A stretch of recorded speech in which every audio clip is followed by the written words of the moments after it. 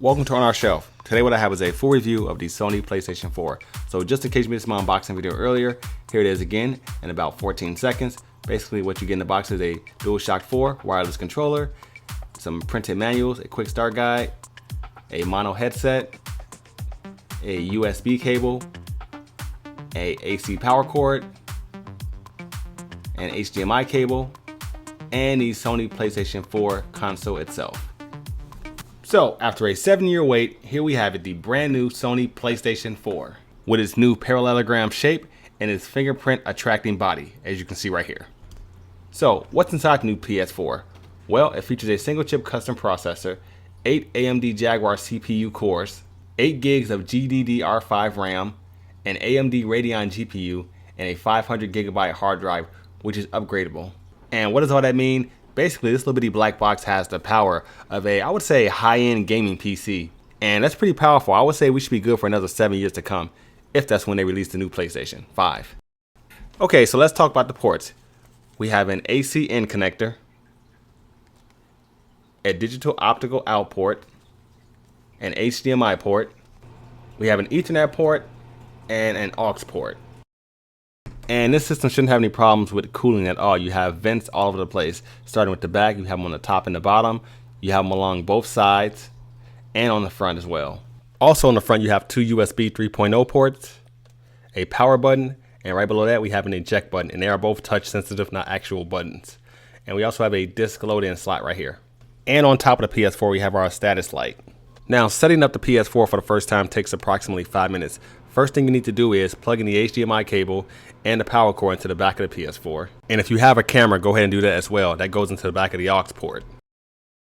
Next up, plug the HDMI cable into the TV, plug the power cord into the wall, plug the USB cable into the front of the PS4, and plug the other end into the controller. Just don't take as long as this guy did.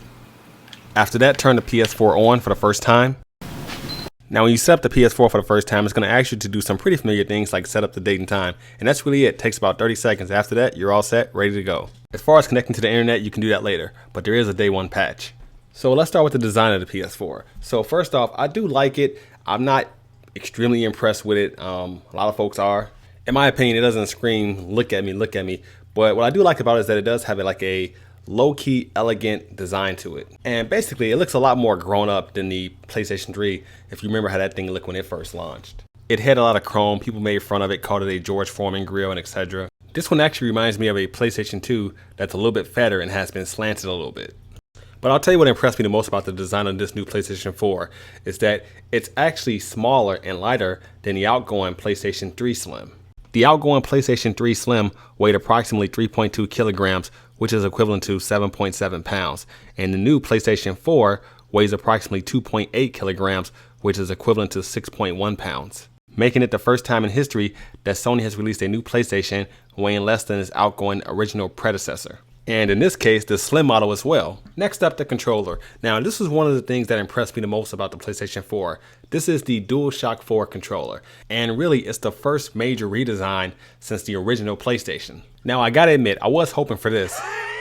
No, I'm just kidding. I wasn't hoping for this.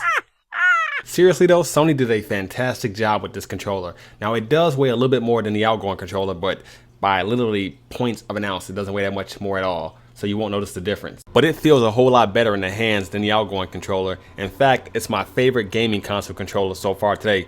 Before this, it was the Xbox 360 controller, but this one, as of right now, feels better than that to me. It features a new clickable and very responsive touchpad.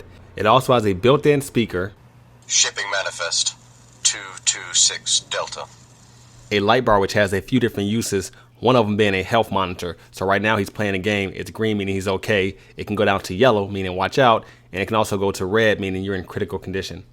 And on the bottom, a 3.5mm headphone jack, making a wireless headset no longer necessary. And if you're going to use a wired one, you no longer have to drag it across the floor, you just plug it to the bottom of the controller. The back of the controller has a stippled, grippy material feel to it, and it did a really good job with that. Unlike the last controller, after you play with it for about a few months, it starts to get slippery. This one, that grip should last for quite a while. The share and option buttons are new features added as well. But overall, Sony really knocked this one out of the park. In fact, I challenge you, once you get your PS4, play with this controller for about a week or so, and then grab your DualShock 3 controller. You're not even going to want to play with it. It just feels bad compared to this one. You might just throw it out the window.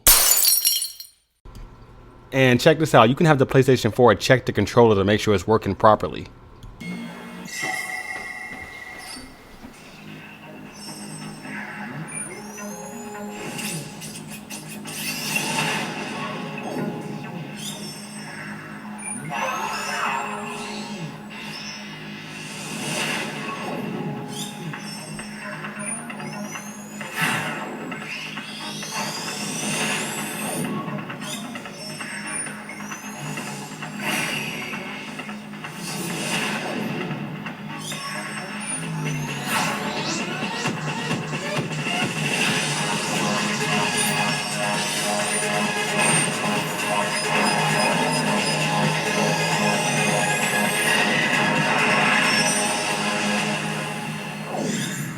And up next we have the PlayStation camera, which is pretty neat. Kind of reminds me of those blocks we used to use in kindergarten. It comes with a foldable stand. It features 4 built-in microphones. It has a field of view of 85 degrees. It has a dual camera setup, and as far as video frame rate goes, it's 1280 by 600 pixels at 60 frames per second, 640 by 400 pixels at 120 frames per second, and 320 by 192 at 240 frames per second. Now, there aren't a lot of games or apps, I guess, to work with this camera yet, but the few that are on here, I've had a lot of fun with them. For example, face recognition works almost perfectly. So in this case, I'm using it to log in.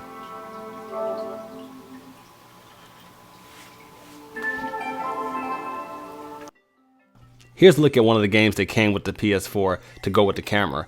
Now, keep in mind, this room we're in right here, it looks pretty bright, but it really wasn't, and we didn't have any problems as far as tracking motion goes. So here, check it out.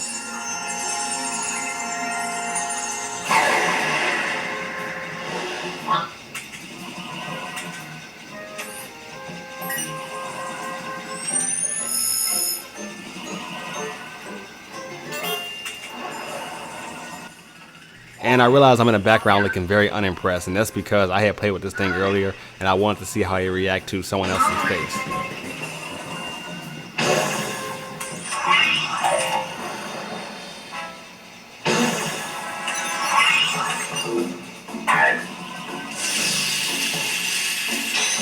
I did.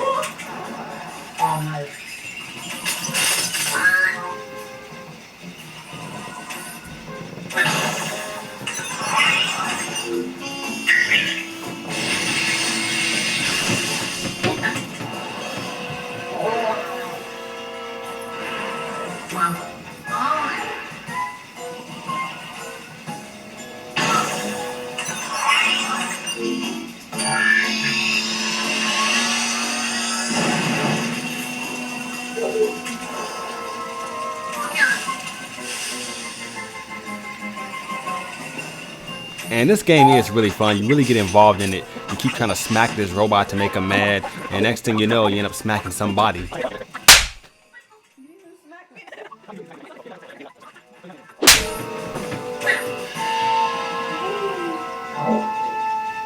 Voice recognition is pretty good, but it doesn't work perfectly.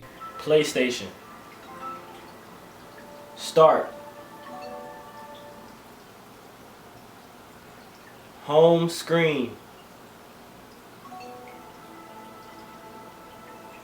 Take screenshot. Back to game. Home screen. Home screen.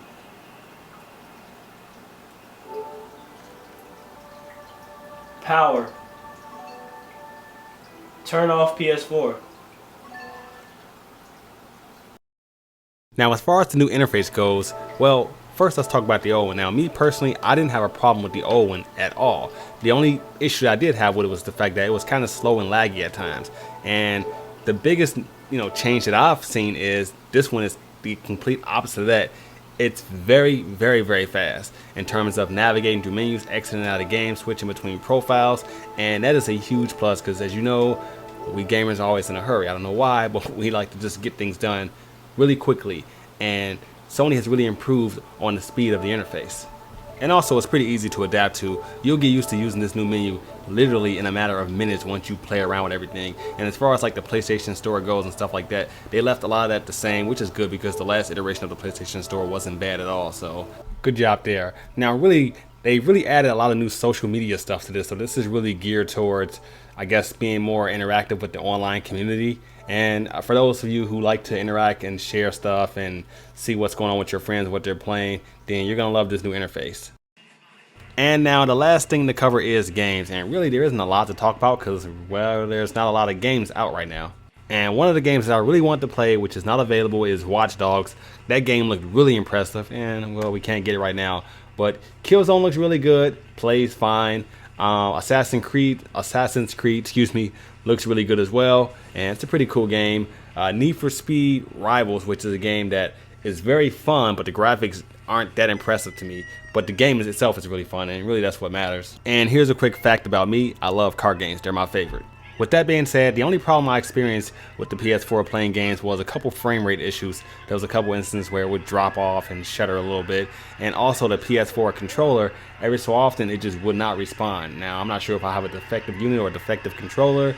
It doesn't happen a lot, but it's still happening as of today. Every so often the controller would not respond for about 2 seconds, literally 2 seconds, and it would respond fine. But that didn't happen a lot, probably about 10 times within the past week and a half, which is still more than enough. But to sum it up about games, if you're not extremely impressed with the lineup that they have now, keep in mind when the original PlayStation 3 launched in 2006, it wasn't that impressive either as far as the games went.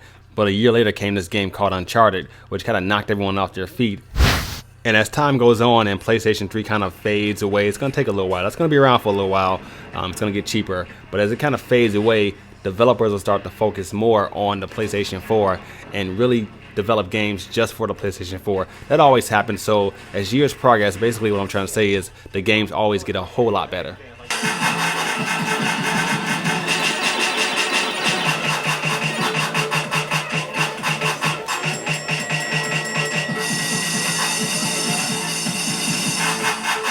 So to sum it all up, should you buy a PlayStation 4?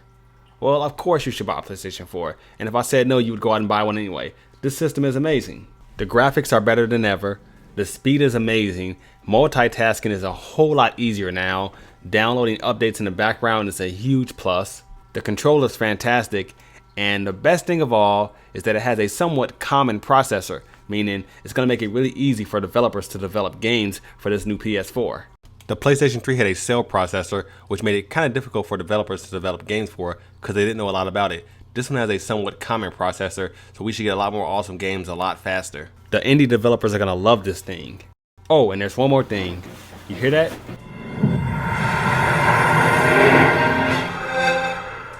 You're worried, I hear? Is the Xbox One better? Well, you shouldn't be, because on paper, the PlayStation 4 outperforms it. PlayStation. But paper doesn't mean everything. We'll just have to see in a few days when it comes out. So that's been my review of the Sony PlayStation 4. Take care. I'll see you guys in our next video, and thanks for watching.